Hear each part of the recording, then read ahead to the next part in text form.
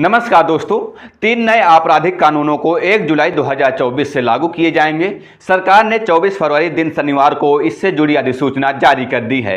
यानी अब Indian penal code IPC की जगह भारतीय न्याय संहिता, क्रिमिनल प्रोसीजर कोड सीआरपीसी की जगह भारतीय नागरिक सुरक्षा संहिता और एविडेंस एक्ट की जगह भारतीय साक्ष्य अधिनियम को लागू किया जाएगा। इस रिपोर्ट में हम इन तीनों कानूनों का विश्लेषण करेंगे और साथ में इनके बैकग्राउंड के बारे में भी जानेंगे। लेकिन उससे पहले अगर हमारे चैनल पर नए हैं तो चैनल को सब्सक्राइब कीजिए और बेल आइकन दबाकर वीडियो को शेयर कीजिए। अंग्रेजी शासनकाल के दौरान लागू इन कानूनों को अब बदल दिया गया है, जिनको 1 जुलाई 2024 से लागू किए जाएंगे।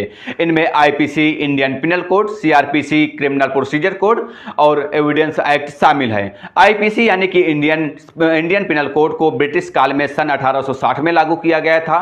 इसमें प्रत्येक अपराध को अच्छी तरह से परिभाषित किया गया है। आईपीसी वह कानून है जो दंडनीय अपराधों को परिभाषित करता है, साथ में अपराध के दंड का भी प्रावधान करता है। दूसरे कानून सीआरपीसी यानी कि क्रिमिनल प्रोसीजर कोड को 1898 में लागू किया गया था। सीआरपीसी एक प्रक्रियात्मक कानून है जो आपराधिक कानूनों को लागू करने के लिए चरण दर चरण तंत्र को तैयार करता है। परिणाम स्वरूप भारतीय दंड संहिता और अन्य वास्तविक आपराधिक कानूनों को लागू और प्रशासित भी किया जाता है।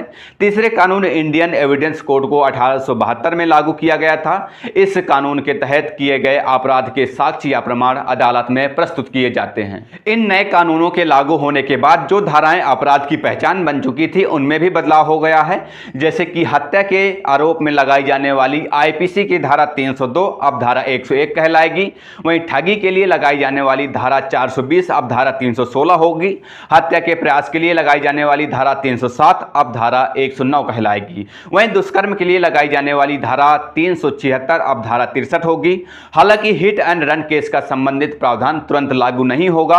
केंद्रीय गृह सचिव अजय भल्ला ने जनवरी में कहा था कि भारतीय न्याय संहिता की धारा 106 की 2 को लागू करने का फैसला अखिल भारतीय मोटर ट्रांसपोर्ट कांग्रेस यानी कि AIMTC से सलाह के बाद ही लिया जाएगा। दरअसल ट्रक ड्राइवरों ने भारतीय न्याय संहिता की धारा 106 के 2 के प्रावधान का विरोध किया था। साथ ही पूरे देश में इसके खिलाफ प्रदर्शन करते हुए हड़ताल भी की थी।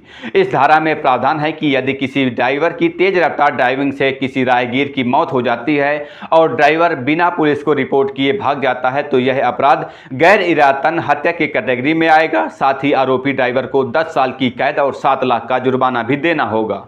ट्रक ड्राइवरों और ट्रांसपोर्ट ने 30 दिसंबर 2023 को जयपुर मेरठ आगरा एक्सप्रेसवे सहित कई हाईवे पर हिट एंड रन कानून के प्रावधान के खिलाफ विरोध भी किया था, जो 2 जनवरी को AIMTC से चर्चा के बाद खत्म हुई थी। बिल पेश करते हुए दिसंबर में लोकसभा में केंद्रीय गृह मंत्री अमित शाह ने कहा था कि अंग्रेजों का बनाया राजद्रोह कानून, जिसके चलते तिलक, गांधी, सरदार पटेल समेत कई सेनानी कई बार 6-6 साल के लिए जेल में रहे, वह कानून अब तक चलता रहा। लेकिन अब राजद्रोह की जगह देशद्रोह कर दिया गया है। देखिए, राजद्रोह का मतलब होता है सरकार की नीतियों की आलोचना करना, यानी कि सरकार का विरोध करना, जबकि देशद्रोह का मतलब होता है देश का विरोध करना। इस कानून से यह बात स्पष्ट होती है कि जो व्यक्ति सरकार का विरोधी होगा, यानी कि जो व्यक्ति सरकार का विरोध करेगा, अब उसे देश का विरोधी माना जाएगा।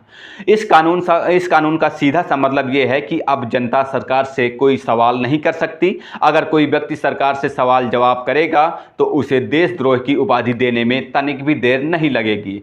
फिलहाल इस वीडियो में इतना ही। मिलते हैं किसी नए वीडियो के साथ, तब तक के लिए बहुत बहुत धन्यवाद। जय हिंद, जय भारत।